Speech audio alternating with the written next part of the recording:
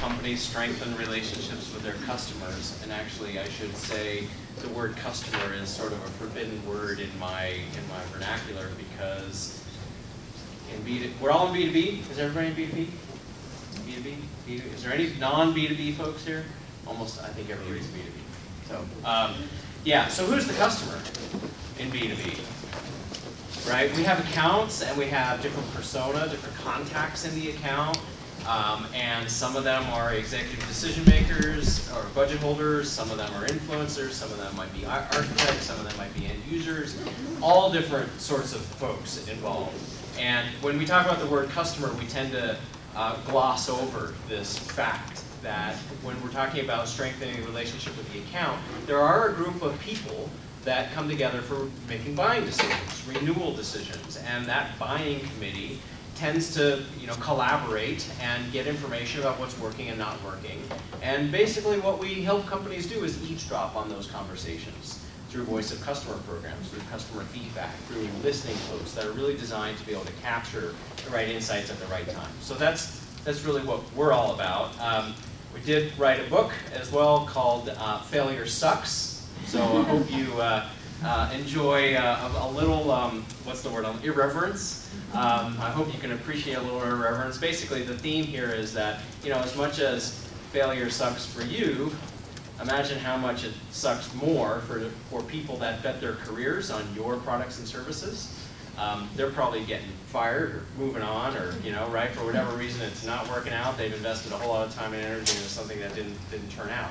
So as much as it sucks for you, let's have a little more empathy for the folks that are out there in customer land trying to make value of your products and services. So I'm very pleased to be able to work with Paul. We've had the opportunity to do a lot of work together. Maybe we should sit down.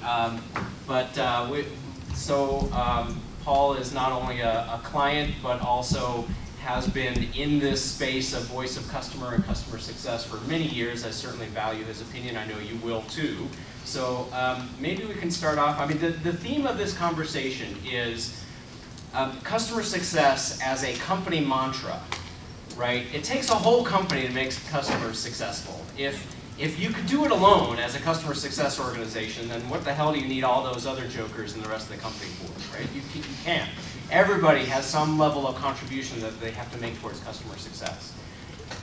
However, nobody's necessarily thinking about the customer as their center of gravity. Product is thinking about product as their center. Support is thinking about support interactions. Right? Professional services is thinking about their engagement, whatever it might be. You've got to take the customer viewpoint and help the rest of the company understand what it means to be thinking about customer success and how they can internalize it and make you more successful. How do you get the rest of the company working for you to drive that retention, cross-sell, upsell kind of opportunity that you really are going to be using to measure your success? So, Paul, you've been at Reciprocity now for just a couple of weeks, and one of the first things you started to do, I think, well, why don't you explain to everybody what's the first thing that you started to do and why?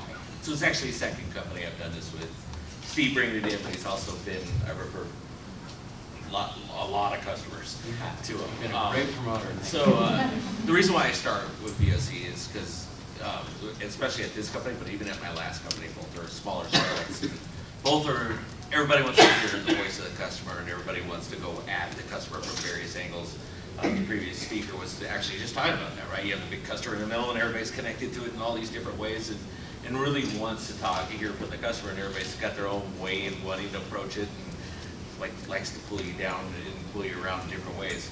Coming aboard a company, as I said earlier, the most important thing you can do as a CS leader is not only your mission statement. I think that was perfect right off the bat, but also is align all the teams around that mission statement and start to get them involved in what they want to give them a customer, right? So ultimately, as a CS leader, I want to be able to control the interactions with our customers, not manage them, I would say to speak, but also understand what my stakeholders want to hear from us, so I'm delivering to them.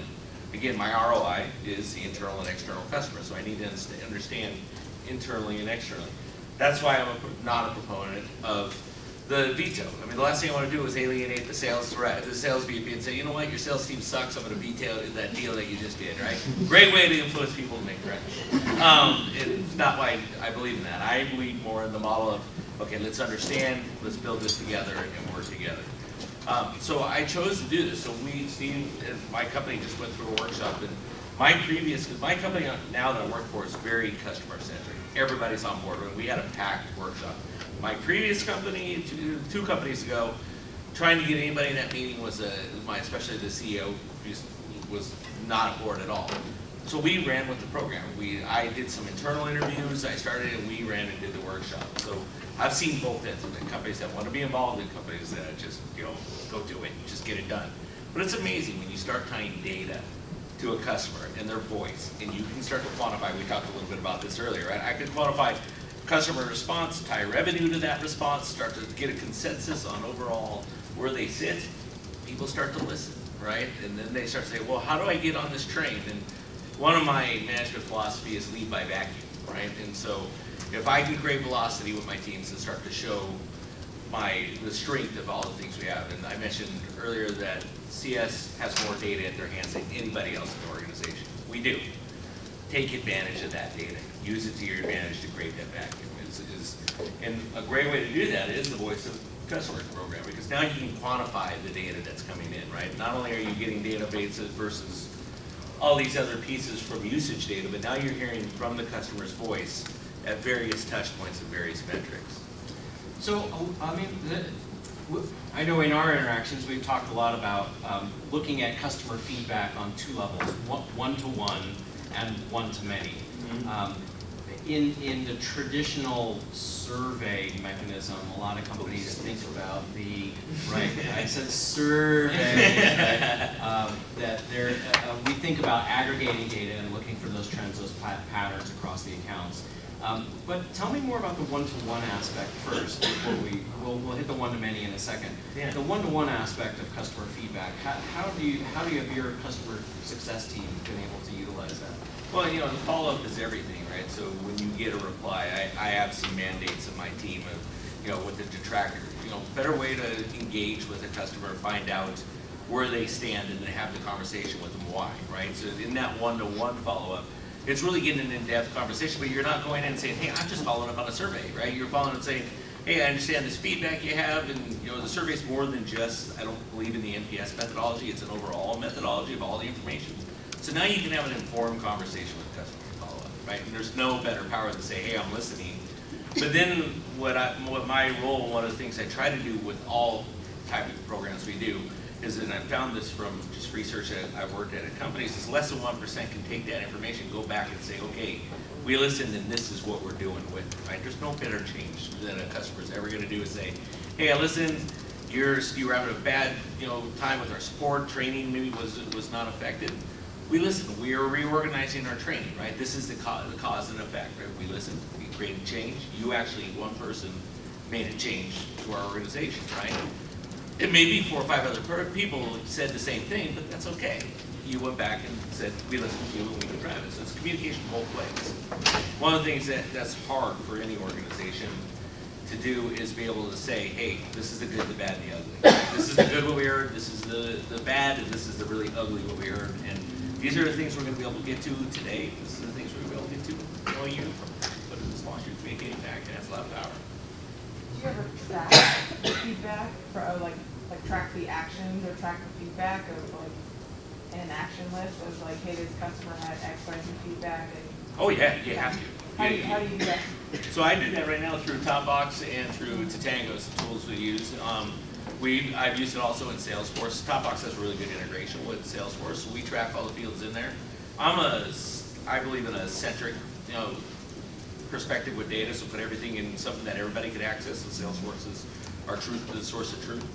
But then it goes out from the tools there. So yes, we track everything, the trend lines. You have to track it because you got to say, hey, we spent time on this. This is the effect that not only my CS team did, but this is also the effect of the program that I put in place or we put in place at Advanced Company. And the feedback you're getting, what's the breakdown of what you're hearing from the customer? Is it the product, is it services? What do you hear the most? At previous company, it's across the board. It just depends on where your company is. I always look at it as it's everything, right? So it's never usually one piece. A lot of people say, oh yeah, it's product, it's always product, but you know, you can also make up for that product by way you communicate with customers or services or areas like that, right? So you're really listening to your customers, been across the board, and it also varies from company to company. And so if it's So- outside of your control, how do you track whether or not that action was? I don't believe anything's outside of my control, right? I don't. You know, I have revenue and I have data. I should be able to control it. My honest statement is, if you're not gonna listen, then I'm going to the CEO, and if the CEO says, no, we're not doing it, he made a decision, I gotta live with it, right? But I have the data that I went to the CEO that said, this is what we're gonna support. Are we really gonna give up, you know, $1 million in revenue if we're not gonna do this? If he says yes, because we're changing strategic directions, I have some decisions to make on how I'm gonna work around it, but I will communicate that back to the customer that, you know, I think something that's we're the not gonna do. important element, is what you just said, right? There is always a workaround. The question is, how costly is that workaround, and how effective can you be with that workaround? So if a customer is saying, you know, I want X, you know, just because a customer says it doesn't necessarily mean that you're gonna be able to do everything that they say. They can, however, either inform your strategy, or you can at least communicate to close the loop. To answer your question, and then we'll get to you. Another element that we found about, you know, what is it? Is it a product? Is it support? Is it services? In B2B, 9 times out of 10, we find actually it's the lack of a relationship between your company and the company that bought, right? So the company thought your customer, the buying committee that was initially engaged and sold this set of products and services, had a relationship during the sales cycle. Then the A team comes off the field, the B team comes on the field in a lot of companies, and the relationship disappears. That happens very frequently, and you can see it not only in what customers are telling you, but also in customers that aren't, what they're not telling you. So I know maybe we can talk, and we'll That's a great segue for my question I Great. wanted to ask, which is why don't we like NPS, and what sorts of things are you asking in your surveys? I'll let you talk to more depth. Well, All right, I'll start, because NPS is just one thing. If you run a proper program, you're reaching out to more than just NPS. Like, I do like a product matrix, I do touch point matrix, I'll ask different questions. The NPS also is gonna change by individual, and you go, honestly, you can wake up to the wrong side of the bed and give somebody a low NPS. And in my philosophy, NPS has been around long enough that people know how to gamify it. So I look at the overall score matrix of a customer and start to apply that. And then there's other attributes that I believe in, you know, so looking at, you know, how do they view us in a relationship, right? Is that on parity, right? Do they see us as a product and maybe want to see us as a partner, right? So it tells you a little bit, to me, that tells me more of a story than just straight NPS, right? NPS, so I spent a number of years at Satmetrics. We did all the research and development, all the R&D behind NPS, right, the Net Promoter System, which we subsequently brought to market with Bain and Fred Reichheld. And you should know, if anybody who's read the book will know, there were 22 consumer industries that formed the basis of that research. Consumer industries, right? Now in B2B, so Waypoint has been around for about 10 years. We only focus on working with B2B companies. Topbox is only focused really on working with B2B companies, not B2C. And really what we found actually is a very interesting predictor is the response, or what we prefer to call participation rates. So if you're asking for feedback from somebody, and you're promising that you're gonna address what they're telling you, right? You're not committing to like do everything they're asking, but you got to address it in some way. If you're gonna do it either in a one-to-one or one-to-many way, and they still don't respond, if they still won't give you feedback, it really tells you something about the strength of the relationship. And what we find is in high-touch products and services, this is a predictor of those silent accounts generally churn at rates 3 to 4 times faster than other accounts. So if an account is giving you feedback, even if the feedback is negative in tone, that's a good sign. If, on the other hand, if you're in a lower touch product kind of environment, we see churn rates up to 14, 15 times higher for silent accounts than for accounts that are giving you feedback. I don't know if your data are similar. Yeah, similar. Yeah. So again, that participation rate becomes a really important metric. Now, Paul, you mentioned something as well, which is looking broadly at the set of questions that you're asking a particular customer, right? So I think what you're saying is you're not just asking the NPS question and why. No. So elaborate on that. So like, for example, it depends on where the stage is. So like onboarding, I may ask a different set of questions, you know, experience with training, or is the team engaged? Did we answer your questions, etc. With more of a relationship, like we're doing a limited scope rollout for our first survey because it's fairly new to the company and they've been trying to get this going and I wanted to make a milestone with it. In that we ask product questions, we're asking CS questions, we're asking a question, what do they want from us? Really honestly, what do they want to get desired? We even ask the ROI question, how are they measuring success with their product? And so there's a variety, and you know, I have a predisposition of what kind of responses I'm going to get. I'm curious to see if the data validates what I'm feeling, but if it does, it's great because then we'll create change from it, right? And to report that back. No, we talked, I mentioned at the beginning, I'm not a big fan of the word customer because it's so confusing. We don't often know who we're talking about. So Yeah. what's your take on that as it relates to customer feedback? Yeah. So it's across the board, right? So I'm looking at everybody down to the users, all the way up. You know, frankly, you know, I look at CS models, and especially with high-touch accounts like mine, it's hard to reach every user in an account. We have a lot of, we work on a GRC product. So we have a lot of users that we can't touch every day, right? They're auditors or whatever, they're in and out of the product. And as a CSM, you know, you have 40, 50 accounts. You just don't have time to reach every bit of users. This is a way, and I look at it, one of the reasons why I chose this way, it's a way to get a broad audience, right? I'm not only looking at the decision makers, I'm also asking them to self-identify, by the way. So that's one of the key things, right? I may see them as a decision maker.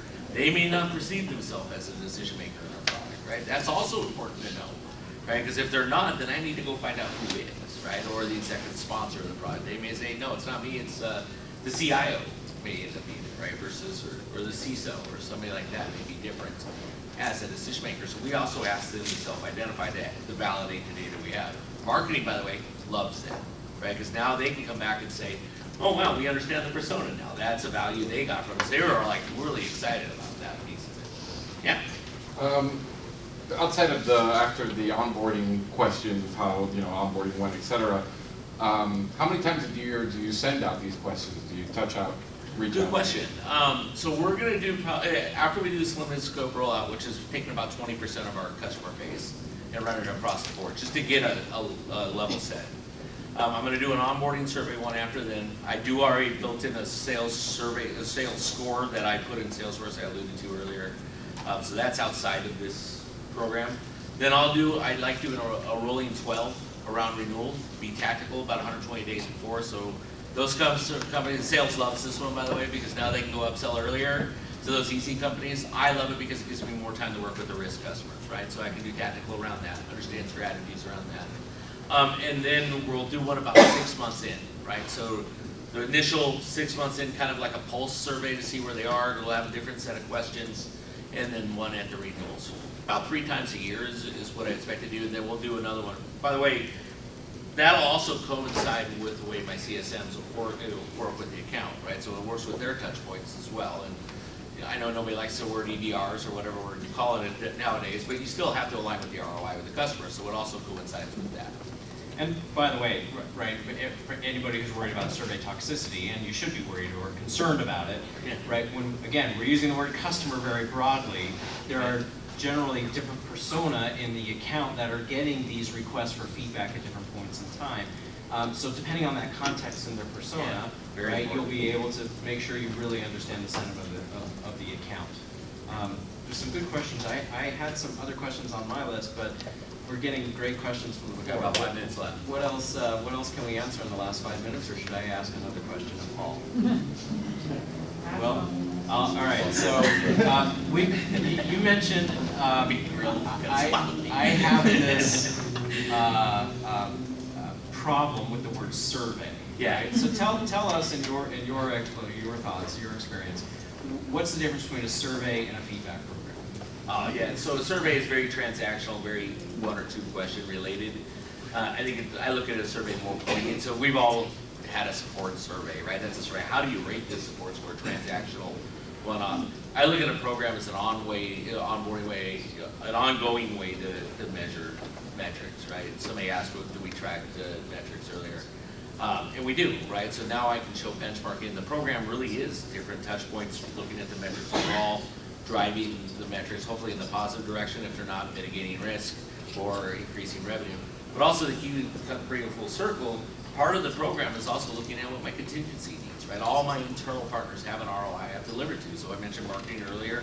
Sales is helping out with upsells, looking for references, case studies. That's always coming into the program. Product, getting them in front of things. When we were hired a new product leader, when I told him I was running a program and we started outlining what it was, he was like ready to do cartwheels there in the office. Right? It was one of the key reasons why he came aboard is because we were moving forward with this. That's something at his previous company, it was a very large company. They hadn't even began yet, right? So his ROI was, I mean, I get to hear from my customers what they actually want. We can test ideas off of them, right? So that's a program, right? It's influencing everybody. It's not just a transactional item. And there's value to each person. Yeah, and there's the opportunity to follow up. Yeah. And there's the opportunity to make sure that the rest of the company is hearing the Yeah. voice directly, right? Right. So are there particular challenges that you found with implementing these kinds of feedback programs? I Yeah. mean, it's just a survey. How hard is it, right? I mean, Well, and that's a big one, right? So at previous companies is getting everybody engaged in that process, right? It's challenging.